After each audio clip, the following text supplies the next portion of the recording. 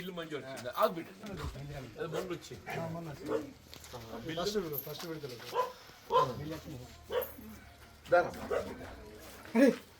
ఎంత వచ్చింది ఇంకా మీద 1,00,000 సంతకాలు తీసుకుని క్యాన్సిల్ చేసేది లేదు మీరు కట్టుకుంటామని చెప్పాలి ఫస్ట్ వచ్చిన విడతలు సార్ ఫస్ట్ ఇప్పుడు కట్టుకోము సంతకాలు తీసుకుని మాకు వీరు గారు క్యాన్సిల్ చేసి అవునమ్మా కూడా కాల్ చేసినాం సార్ ఇట్లా సివిల్ హాస్పిటల్ అవును చేసుకోమని చెప్పి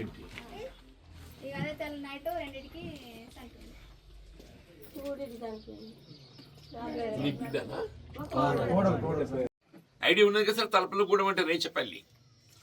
ఇప్పుడు మనం తలుపులగూడెం ఏదైతుందో ముందు ఆ బ్రిడ్జ్ కొట్టుకుపోయిందని మరమ్మతు కొరకు మనం డబ్బు పెట్టింది 5 lakhs అండ్ ఆడే 7 lakhs పెట్టినాం మనం ఫ్లడ్లో. Exactly your right. తర్వాత ఏం చేసిందంటే మళ్ళీ ఏదో ప్యాకేజీలు మంజూరు వచ్చింది సార్ అని దీన్ని ఆపేసి ఆ ప్యాకేజీలు ఎగ్జిక్యూట్ చేసిండ్రు. ఇప్పుడు ఆ 7 lakhs ఖర్చు కాలే, ఇప్పుడు ప్యాకేజీలో ఎగ్జిక్యూట్ చేసిండ్రు. ప్యాకేజీ ఎగ్జిక్యూట్ ఎక్కడ దాకా వచ్చింది సార్?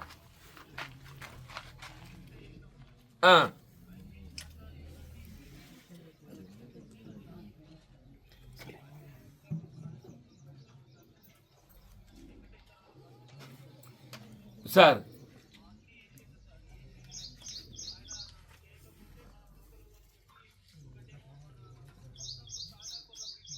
అవునవును అవును బాబు.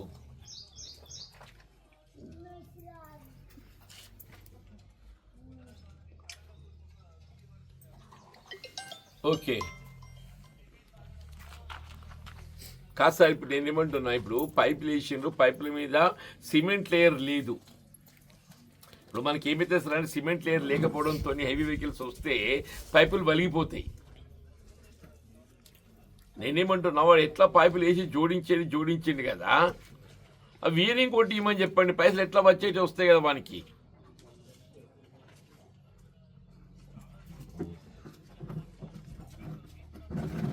కాదు సార్, నేనేమంటా వేరే ఇంకోటి వేయకుంటే వాడు వేసిన పైపులు పోతే మళ్ళీ వానికి ఆయనతో దెబ్బతిన మీరు బిల్లు అది కూడా రాదు కదా మళ్ళా.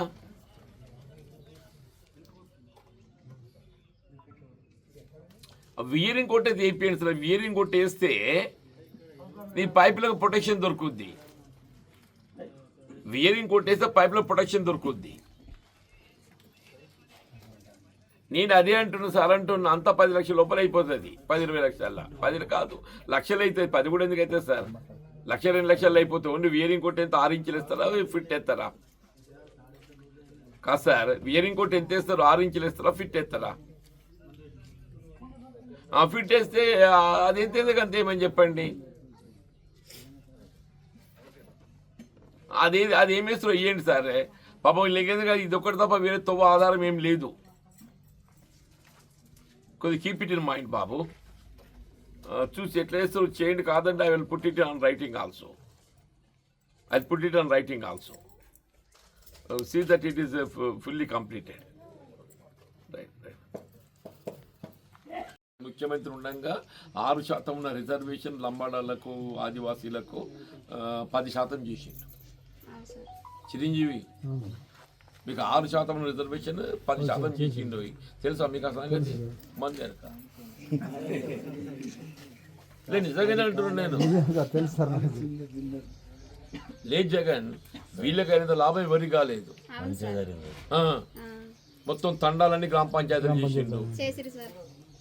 తండాలని గ్రామ పంచాయతీలని రిజర్వేషన్ 10% పెంచిండు.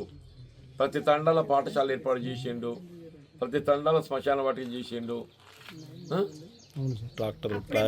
ప్రతి తండాకు ట్రాక్టర్ ఇచ్చిండు.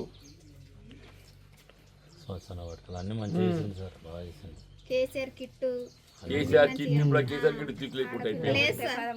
కేసీఆర్ కిట్ దిక్కు లేకుండా అయిపోయింది. ఇప్పుడు కళ్యాణ లక్ష్మి లేదట. ఈ పొల లగ్గం మా చేసుకుంటే ఆశపడుతుంది కానీ ఆ తులం లేదు, అసలు లక్ష దిక్కు లేదంటే తులం అన పడుతుంది. ₹1,00,000 సరిపోతుంది. రైతు బీమా కూడా